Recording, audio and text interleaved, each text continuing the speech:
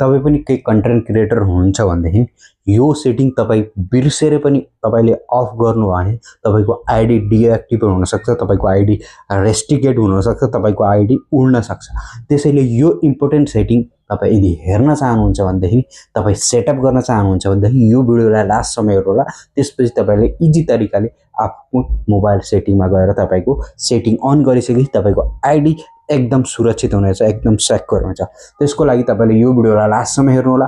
त्यसपछि म step by step सिकाउने छु कसरी तपाईले त्यो आईडीलाई जो सेटअपलाई जो सेटिङलाई अन गरेर राख्नुपर्छ।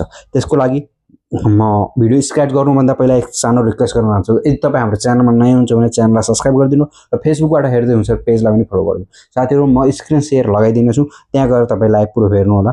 म तपाईलाई देखाउने छु कसरी तपाईले यो सेटिङ छ त्यसलाई अन कसरी गर्ने भन्ने कुरा लाइभ प्रुफ म देखाउने गइरहेको छु। त्यसैले तपाईँ स्किप नगरेर हेर्दिनु होला। ओके साथीहरु, ल मैले स्क्रिन शेयर चालू गरिसके, यहाँ तपाईँ हेर्न सक्नुहुन्छ।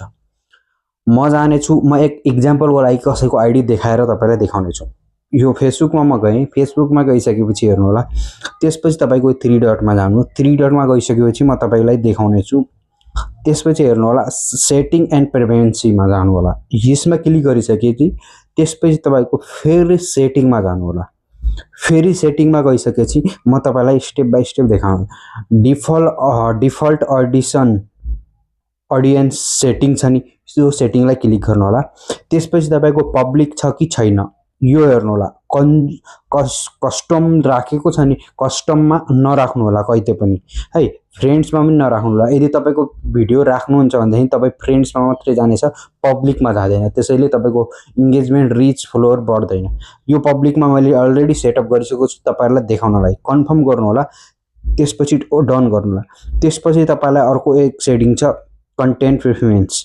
कन्टेन्ट प्रिफरेन्समा तपाईलाई सेकेन्डमा जो छ नि त्यो पोलिटिकल कन्टेन्ट भनेको छ। पोलिटिकल कन्टेन्ट तपाईँ यदि हेर्न चाहनुहुन्छ, सजेस्ट गर्न चाहनुहुन्छ अन गर्नु होला, नभए बन्द गर्नु होला। त्यसपछि यो सेन्सिटिभ कन्टेन्ट छ नि, यो सेन्सिटिभ कन्टेन्टलाई तपाईले जहिले पनि डिफल्टमा नराख्नु होला, सो लेसमा राख्नु होला है। सो लेसमा राखेर एकै गर्नु होला, किनकि यो सो लेस भनेको तपाईको सेक्सुअल कन्टेन्ट र तपाईको आईडीलाई रेस्ट्रिक्टेड ल्याउने कन्टेन्टहरु तपाईको यदि स्क्रिनमा आयो या त प्रोफाइलमा कसैले ट्याग गर्दियो भने तपाईको आईडी पनि डिमोनेटाइज हुन्छ।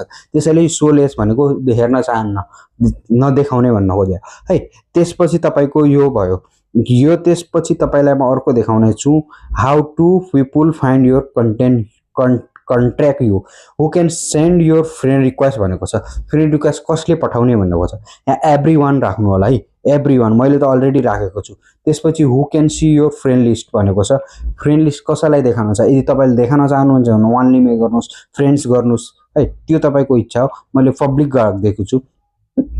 अनि त्यसपछि तपाईलाई अर्को सेटिङ छ।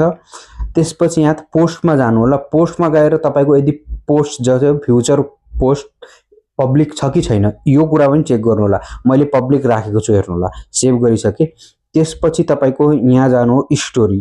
स्टोरीबाट पनि तपाईको इन्गेजमेन्ट रिच अर्निङ पनि हुनेछ है। यो who can see your story भनेको छ। एभ्रीवान स्टोरी पनि भाइरल हुन्छ है त। यो स्टोरी भाइरल लगाउने तरिका तपाईलाई चाहियो भनेपछि कमेन्ट गर्नु होला, म त्यो ट्रिक पनि दिनेछु। यो पब्लिक राख्नु होला। त्यसपछि तपाईको आयो रिल्स। रिल्समा गएर तपाईले फर्स्टमा क्लिक गर्नु, रिमिक्सिङ एन्ड ओरिजिनल अडियो युज भनेको छ। यसलाई क्लिक गर्नु होला। कतिपयले ओरिजिनल अडियो युज ओन्ली भनेको छन्, त्यसलाई नराखेर फर्स्टवाला राख्नु होला। अनि त्यसपछि पब्लिक राख्नु होला। यति तपाईले राखिसकेपछि तपाईको आईडी सुरक्षित भयो एकदम। अनि सेटिङ पनि तपाईको राम्रो हो। तपाईको इन्गेजमेन्ट रिच फलोवर अर्निङ सब कुरा बढ्नेछन् साथीहरु। अझ पनि तपाई अरु सेटिङहरु छन्, यदि भिडियो लामो हुन सक्छ त्यसैले म स्किप गर्दिने छु, भिडियोलाई एन्ड गर्दै छु। अझ पनि कतिपय सेटिङहरु छन्, अरु सेटिङ हेर्न जान्न चाहनुहुन्छ भने कमेन्ट गर्नु होला र भिडियो कस्तो लाग्छ कमेन्ट गरिदिनु होला। र च्यानलमा नयाँ हुनुहुन्छ भने च्यानललाई पनि सब्स्क्राइब गरिदिनु र फेसबुकबाट हुनुहुन्छ भने फेसबुक पेजलाई पनि प्रोफाइल गरिदिनु। साथीहरु, एक लाइक कमेन्ट शेयरले मलाई पनि मोटिभेसन मिल्छ र नयाँ नयाँ आइडियाहरु तपाईलाई शेयर गर्छु। Thank you for